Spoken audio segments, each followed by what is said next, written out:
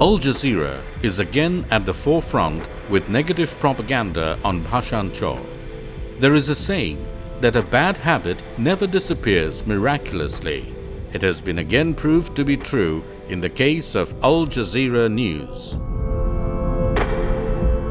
Just for the lust of making something sensational, they are constantly coming out with different baseless news. Again, they are telecasting fabricated news against Bangladesh and undermining Bangladesh's tireless and sincere efforts in bringing qualitative changes in the temporary rehabilitation of Rohingyas.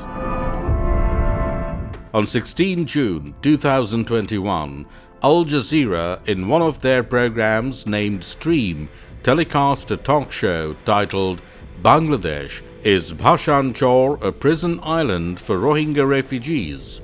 In this talk show, few points were highlighted which were devoid of any factual realities.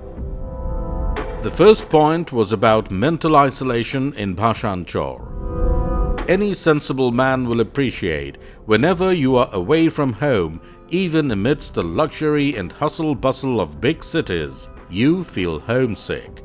You feel lonely. So, it is not Bhashan Char-centered psychological syndrome, rather a general phenomenon for all people who remain far from home. Secondly, there was an allegation that the Rohingyas are subjected to restrictions on freedom of movement. Taking lessons from the Cox's Bazar camps, security measures are imposed for the safety of Rohingyas from human traffickers, drug peddlers, and other negative elements of the society.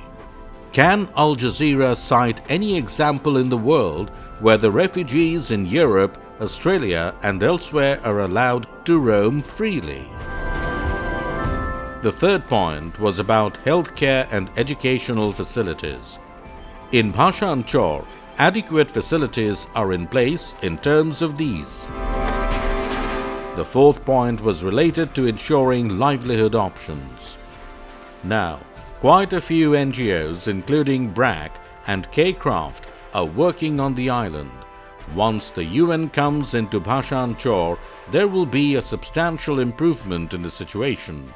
Now, can we ask Al Jazeera, which are the countries in the world that have ensured constant employment for the refugees except providing subsistence allowances and reliefs? It may be mentioned that in recent times there have been several important visits to Bhashan Char, including the visits of the OIC Assistant Secretary General, the 18-member UN team, UNHCR delegation, and most recently a group of ambassadors. During all these visits, the Rohingyas spontaneously and happily interacted with the visiting guests, both in informal and formal settings. I don't think the government has a bad intention. They have done a lot for the community. We have to praise Bangladesh for what it has done for Rohingya refugees. Hence, broadcasting such baseless programs, defying the general comments of all these personalities of UN, international organizations, and diplomatic missions, tantamount to insulting Bangladesh and the international community. The government of Bangladesh has built such a vast infrastructure at Bhashan Char that is unprecedented in the history of the world, as no other country has ever developed such superb facilities for refugees or displaced people. Such facilities not only ensure better living or comfort, but also symbolize a new ray of hope amongst such traumatized Rohingyas.